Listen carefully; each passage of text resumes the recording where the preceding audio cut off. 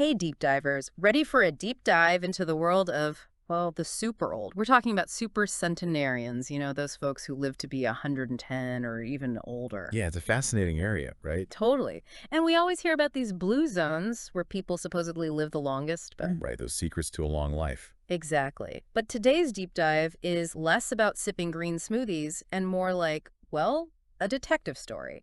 We're going through census data, longevity databases, even economic reports. But trust me, some of this stuff is wild. The deeper you go, the more you realize those secrets might need a closer look. You had me at detective story, so let's get right into it. Is there even a typical supercentenarian?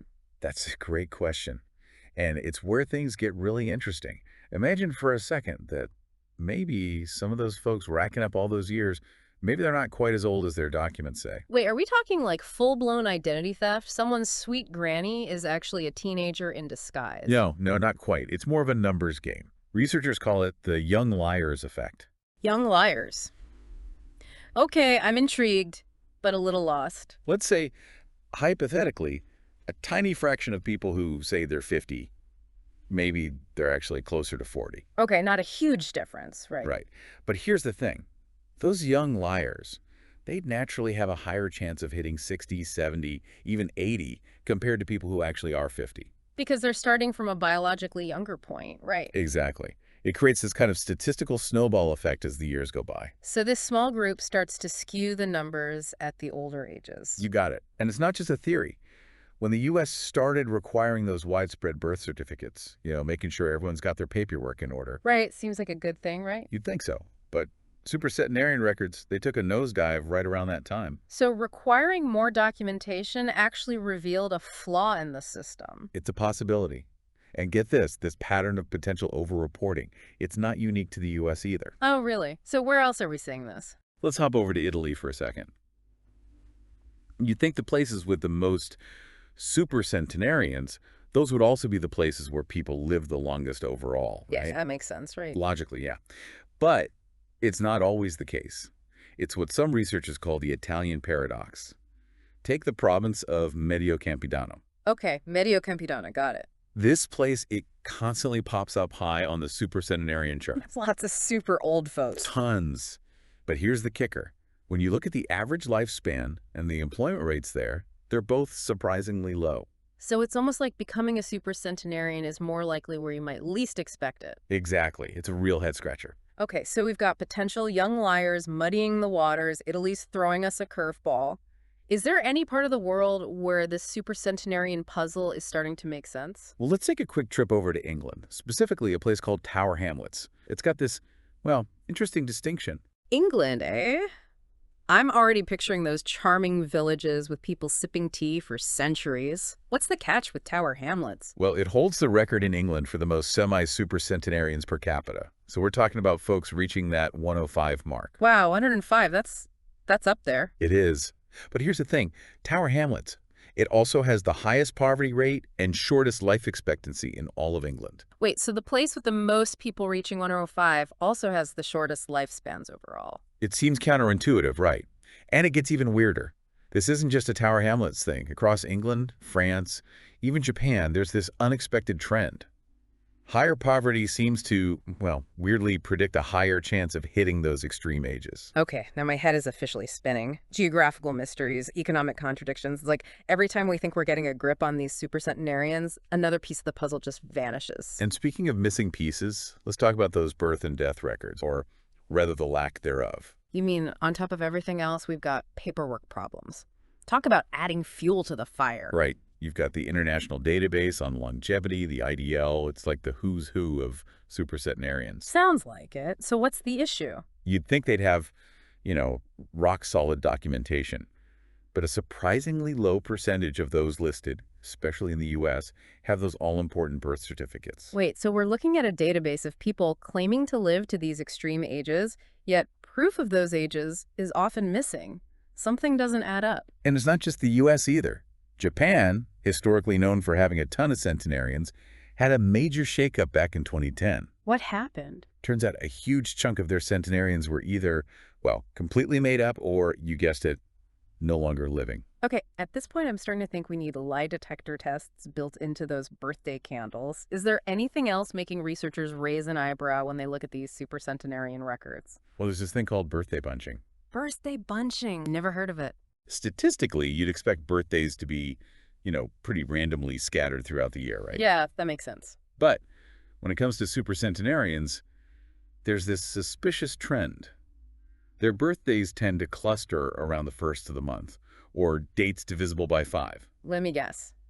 Conveniently easy to remember, especially if you're, shall we say, creatively adjusting your age. It certainly raises some questions. It all points to this need to really look at how we verify age, especially when we're talking about living to 110 and beyond. This is giving a whole new meaning to the phrase aging gracefully. But you know what really throws a wrench in the works for me? Those blue zones we hear so much about.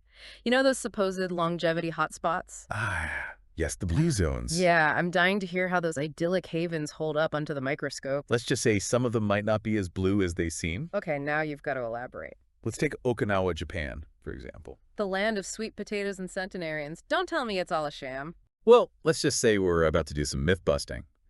Okinawa, despite its reputation, doesn't exactly scream long, healthy life when you really start digging into the data. Okay, I'm listening. What kind of data are we talking about? For starters, it consistently ranks high in things you wouldn't exactly associate with longevity, like surprisingly high murder rates, for example. Wait, high That's- murder yeah. rates? That's not exactly the image that comes to mind when I think blue zone. Right. What else are they hiding in those pristine beaches and coral reefs? Well, for one thing, Okinawa's median income is actually one of the lowest in all of Japan. Oh, wow. I didn't realize that. And get this, a disproportionately high percentage of their elderly population relies on welfare. Really? So not exactly a sign of economic stability, which you'd usually think goes hand in hand with better health outcomes. Right. High poverty, high murder rates. And this is the place famous for its centenarians.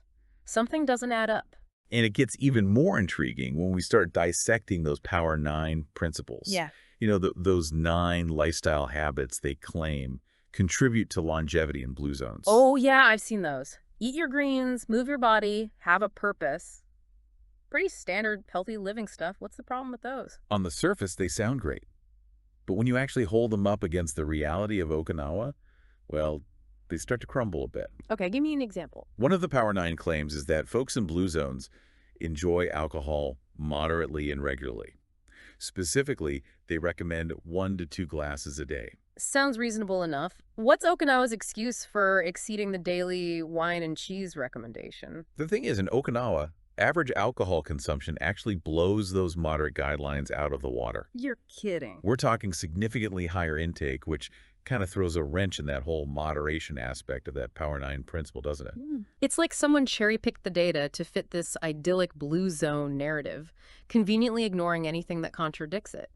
Are you telling me my dream of moving to a remote island and living to 120 is flawed? Well, let's talk about those Koseki family records for a moment. You see, these are handwritten records that families in Japan meticulously maintain, tracking births, deaths, marriages, all the big life events. Right. Seems pretty vital for verifying age, right? Exactly.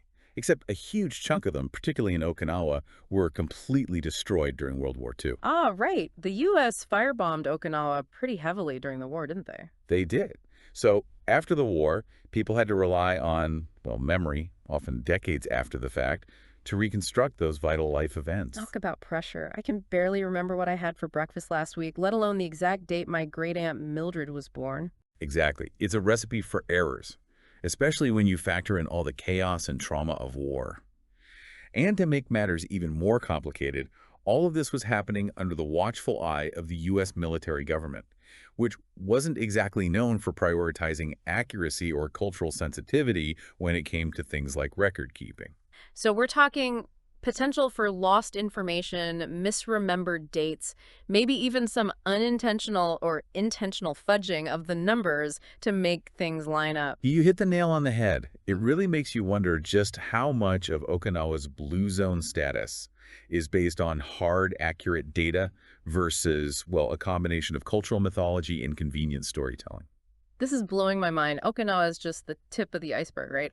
What other blue zone secrets are we uncovering in this deep dive? Okay, I need a minute to process all Yeah, this. it's a lot to take in. It's like the more we learn about these blue zones, the less blue they seem. Right. What about the research itself? Are you telling me scientists are missing these red flags? I wouldn't say they're missing them exactly. Okay, so what's going on then? Well, it's more about, I guess, the nature of scientific research, you know? What do you mean? It can take time for new information to, like, overturn established ideas. So it's like everyone's so focused on finding the fountain of youth, they're overlooking some cracks in the foundation. Yeah, that's a good way to put it. There's this inertia, you know, Yeah. challenging the status quo, even with strong evidence. Well, that's not always easy. Especially when it comes to something as, well, sensitive as age, right? Exactly. And in the case of longevity, admitting there might be widespread errors, it's almost like, well, it might feel like it undermines the whole field.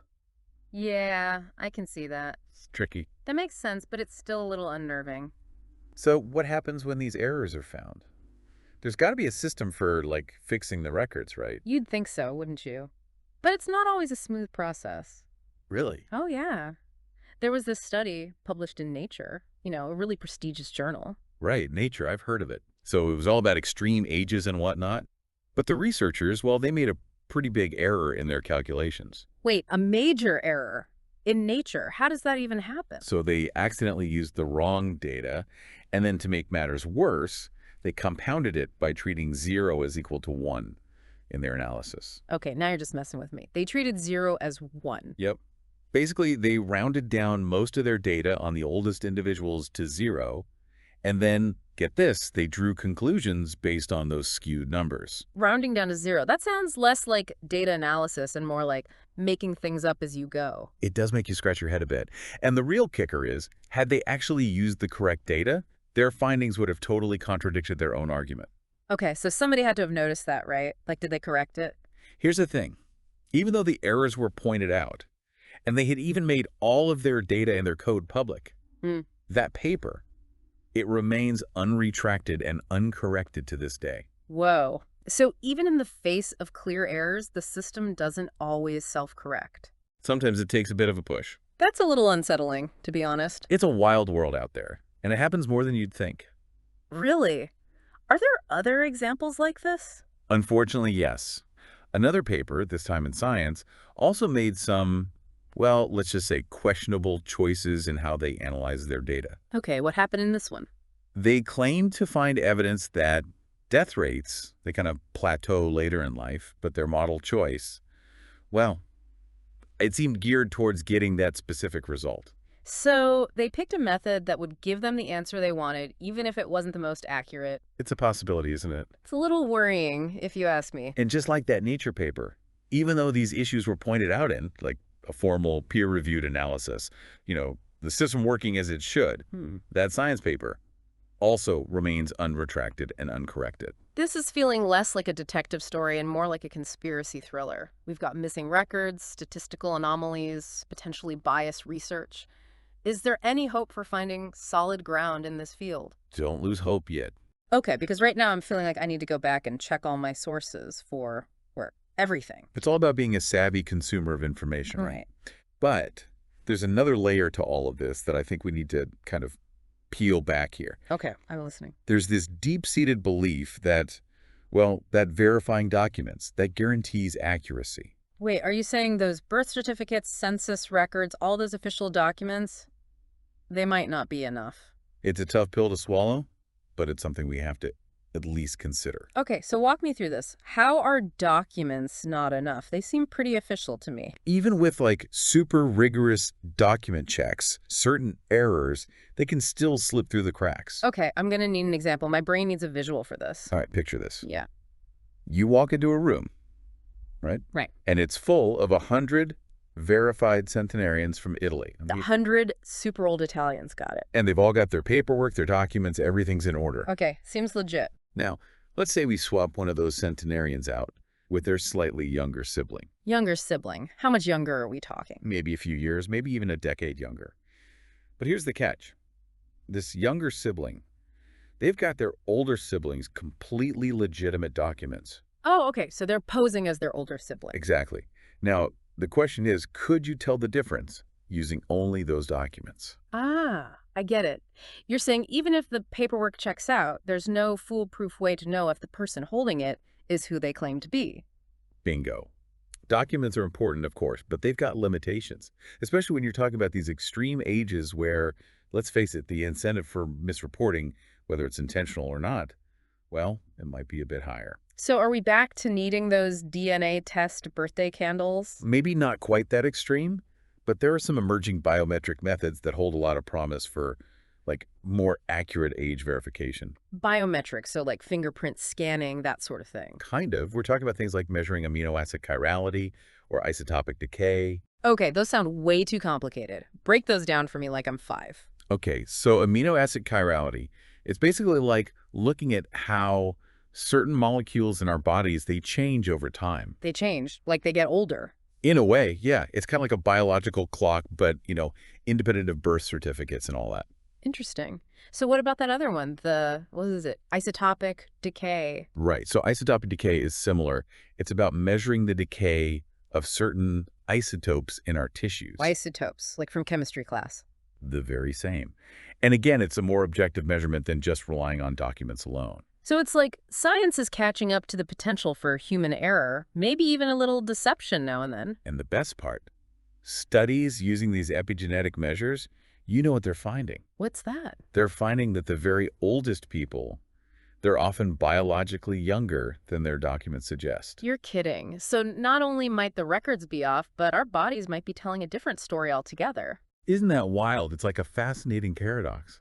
Some researchers say it's because, centenarians, they just age more slowly than the rest of us. Right, like their biological clocks are set to a different time zone. Exactly.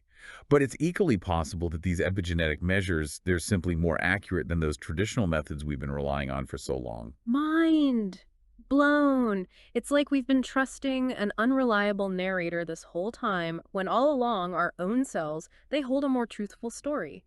But if these new methods are so promising, why aren't they more widely used? Well, new methods always face an uphill battle, right?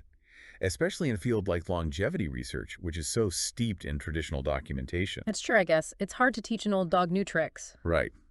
But there are definitely glimmers of change. More and more scientists, they're pushing to move beyond just those papers and embrace these more objective approaches. That's encouraging. But until those methods become, the norm, what's a deep diver to do? Should we just, check out everything we thought we knew about supercentenarians and these blue zones? I wouldn't say chuck it all out just yet. It's more about, approaching these claims with a healthy dose of skepticism. So a little less blind faith and a little more show me the receipts. Exactly. Don't just take anything at face value. Dig a little deeper, question those assumptions, and look for evidence that both supports and contradicts what you're hearing.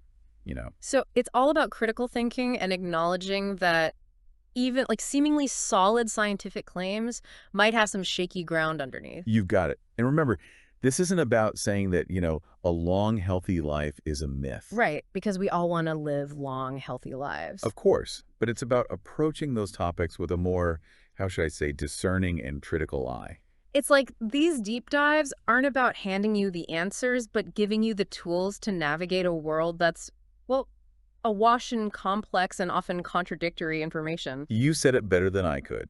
Now, where should we dive in next? Okay, so we're putting on our detective hats, questioning everything. Where are we shining that magnifying glass next in our quest to understand these super long lives? Let's dive into a specific case study, one that really highlights all these verification challenges we've been talking about. Okay, hit me with it. Who's our mystery centenarian? Ever heard of Jérôme Kimura? Kimura. Rings a bell, but refresh my memory. He was a Japanese man who, well, for a while there, he actually held the record for being the oldest man in the world. The oldest man in the world. Wow. Okay, now I remember. Didn't he pass away back in 2013? That's right. He lived to be, well, supposedly 116 years old. 116. That's incredible. I bet his records were squeaky clean, right? I mean, you don't get to be the oldest person in the world without having your paperwork in order. You'd think so, right? And on the surface, he did seem to have a pretty solid paper trail. Okay, but there's a but coming. I can hear it in your voice. What's the catch? Well, when researchers started digging a little deeper, they uncovered some, let's just say, head-scratching details. Okay, I knew there had to be more to this story. Spill the tea. What kind of details are we talking about here? For starters, there were at least 3 different wedding dates recorded. all for the same wife. Wait, 3 weddings to the same woman. Was this like a vow renewal thing gone wild? Not exactly, and it gets even stranger. Then there's his military service. Okay, what about it? According to the records, he was conscripted 3 separate times in just 4 years. Hold on. 3 times in 4 years. How is that even possible? Well, it's especially odd when you consider that mandatory military service back then was a full 3 years. So either he was pulling off some serious enlistment evasion tactics or something's fishy with those dates. What else did they find? Multiple birth dates, different graduation dates from the same school. The list goes on. This is sounding less like a case of oldest man in the world and more like a case of most confusing life story ever. But the real kicker, for a significant chunk of his early life, all of his official records were actually under a completely different name, Kinjiro Miyake. Whoa, a totally different name. That's not just a typo.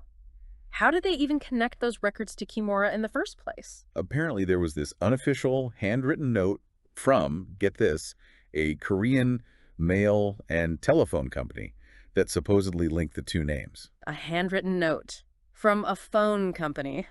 That's pretty thin evidence. So, did Kimura have any explanation for all of this? Multiple birthdays, different names, triple military service. It's a lot. Researchers actually did ask him about one of those extra birthdays, and his explanation was, well, let's just say it was deemed not feasible. In fact, they concluded that the date had likely been deliberately forged. Wait, they found evidence of potential forgery. They had all these conflicting records, even a completely different name. And they still declared him the oldest man in the world. That's the thing. The researchers essentially decided that all those inconsistencies were just honest mistakes, clerical errors, And then they basically picked the dates they believed were most accurate. So they cherry-picked the data to fit the narrative. That doesn't seem very scientific. It does make you think about how subjective this whole age validation process can be, doesn't it? And Kimura's case is far from isolated. This pattern of researchers relying on, well, qualitative judgment and kind of brushing aside inconsistencies, it pops up again and again in these supercentenarian cases. It's like we're back to square one. If we can't rely solely on documents and expert judgment, how do we move forward? What's the solution? It's about incorporating multiple lines of evidence. We need to move away from that believe it because it's on paper mentality. Those biometric markers we were talking about earlier, things like measuring amino acid chirality or isotopic decay, those could be game changers. So using science to verify the science, essentially, like a double check system, but for age. Exactly. It's about building a more complete and objective picture, using all the tools at our disposal. Because let's face it, when it comes to these extreme ages, the margin for error, it's razor thin. This deep dive has been eye-opening, but I have to admit it's also a little overwhelming. What's a deep diver to do with all this new information swirling around in their brain? It's about staying curious, staying skeptical, and always, always questioning those sensational headlines. Remember, even in the world of science, uncertainty is part of the equation. So embrace the mystery. Embrace the mystery, ask the tough questions, and never ever stop digging for the truth. Well said. And on that note, we'll leave you to ponder the complexities of longevity, those blue zones, and those supercentenarians who continue to fascinate and mystify us. Until next time, deep divers, keep exploring, keep questioning, and keep those thinking caps on.